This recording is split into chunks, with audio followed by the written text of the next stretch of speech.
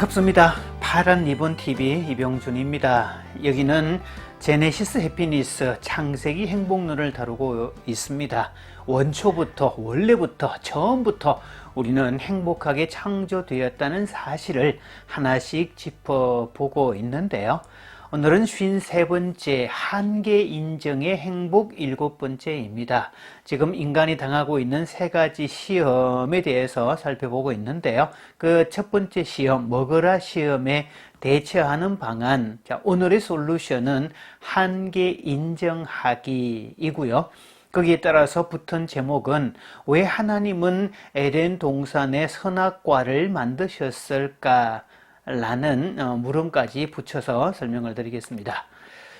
창세기를 읽을 때 또 많은 궁금증이 들었었죠. 왜 에덴 동산에 선악을 알게 하는 나무를 만드셨을까? 그리고 왜 먹지 말라고 처음부터 얘기하셨을까? 처음부터 아예 선악을 알게 하는 나무를 만드시지 않으셨다면 인간이 범죄에 빠질 일도 없었을 테고, 그랬다면 인간이 원죄를 계속 물려받을 이유도 없지 않겠느냐, 이렇게 말하는 분들이 있습니다. 예, 얼핏 생각하면 맞습니다.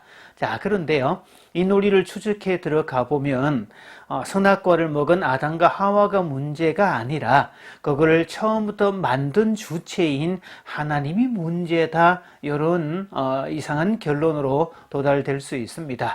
이런 것을 흔히 양들의 침묵 딜레마라고 표현을 하는데요. 이 양들의 침묵이라는 이 책과 영화 아주 유명했었죠.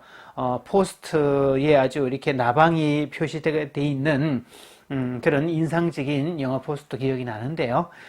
그 속의 주인공 한니발이라는 이 엽기 연쇄 살인마가 등장이 됩니다. 그런데 이 영화 속 살인마가 왜 살인마가 되었을까를 추적해 보았더니 어린 시절에 당했던 학대에 의해서 그렇게 되었다더라. 이 사람이 살인마가 되었던 가장 큰 이유가 어린 시절에 학대에 의한 것이었기 때문에 이 사람은 피해자 개념이고 결국 죄가 없다라는 데까지 이르게 된다는 겁니다. 그래서 이 범죄가 무죄로 이렇게 해석이 되는 그런 황당한 결과도 나오거니와 또 동시에 그렇다면 이 연쇄살인마에 의해서 억울하게 죽임을 당하고 그런 또 가족을 둔 그 사람들, 그 피해자들은 뭐라고 이 얘기를 해줘야 되느냐라는 물음이 생긴다는 거죠. 그래서 이러지도 못하고 저러지도 못한다 해서 양들의 침묵 딜레마다, 이런 표현을 쓰고 있습니다. 야, 그러면 하나님께서도 처음부터 왜 그렇게 선악을 알게 하는 나무의 실과를 만드셨을까? 여기에 대한 일반적 해석, 신학적 해석은 이렇습니다. 인간에게는 자유의지를 주셨다. 동물과 다르게 인간은 구별된 존재이기 때문에 특별하게 자기가 스스로 생각하고 선택하고 결정해서 행동할 수 있는 그런 특별한 권한을 주셨다라고 얘기를 합니다. 그래서 선악과를 보면서 먹을 수도 있고 안 먹을 수도 있지만 오롯이 그 선택은 인간에게 있는 것이었다. 그런데요, 저는 이 설명을 들으면서도 눈에 보이면 욕심이 나지 않겠냐고요. 실제로 사탄이 시험했을 때 그 나무의 실과를 본 즉 먹음직도 하고 보암직도 했다라고 하는데 견물생심이라고 보면 욕심이 나게 되어 있습니다. 그런데요, 이 제네시스 해피니스를 다루면서 창세기 전체를 읽으면서 이 선악과는 단지 자유의지를 표현하는 자유의지의 상징으로 표현된 것이 아니라 선악과는 행복의 표식이었다는 것을 알게 되었습니다. 표식, 증표, 이런 것들이었죠. 자, 위치는 동산 중앙에 있었습니다. 아마 나무의 크기는 보통 나무보다 훨씬 더 큰 나무, 사방 어디에서도 볼 수 있는 나무, 언제라도 볼 수 있는 나무였다는 것이죠.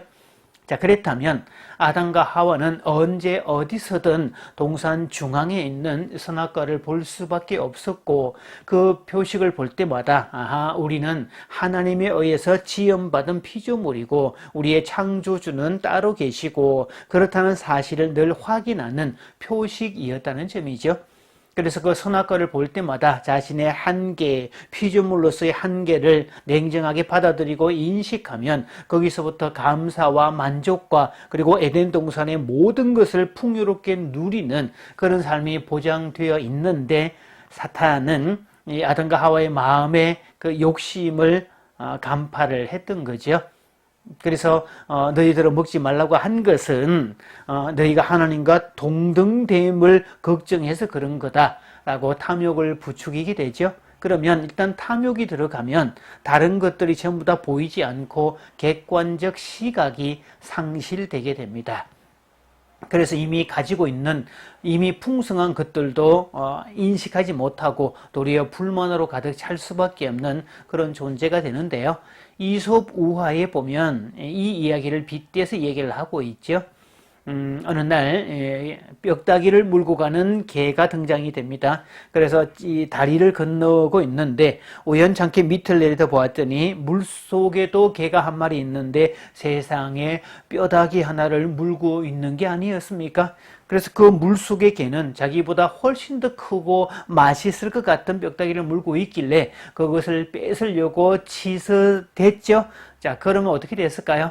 자기 뼈다귀가 물속에 떨어져서 결국 자기 것도 먹지 못하는 어리석은 결과를 초래했죠. 사실 인간이 가지고 있는 탐욕을 빗대어서 말하고 있는 그런 내용들입니다. 그래서 인간은 자신의 한계, 자신의 어떤 기준치, 자신에게 필요한 그 무엇의 어떤 범위, 이런 것들을 냉정하게 받아들이고 인정하면 거기서부터 참 만족이 생기게 되고요. 탐욕이 사라지게 됩니다. 이 행복이라고 얘기할 때 복복자, 중국 사람이 그렇게 좋아하는, 한국 사람도 그렇게 좋아하는 그 복받기 원하는 복복자, 이 복복자의 한자를 풀이해 보면 참 재미있습니다.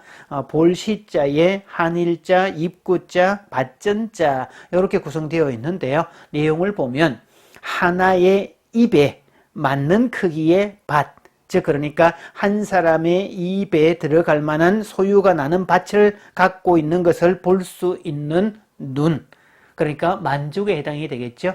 자, 그래서 이 복복자도 그냥 우연히 굴러오는 황금 덩어리가 아니라 주어진 것에, 있는 것에, 정해진 범위 안에서의 만족이 진짜 복이라는 것을 말해주고 있습니다. 자, 그래서 첫 번째 시험, 먹으라 시험을 해결할 수 있는 법, 그 비법 중에 한 가지는 자신의 한계를 알고 인정하는 것, 또한 동시에 만족을 하고 감사로 표현할 수 있는 것, 거기까지가 되겠죠.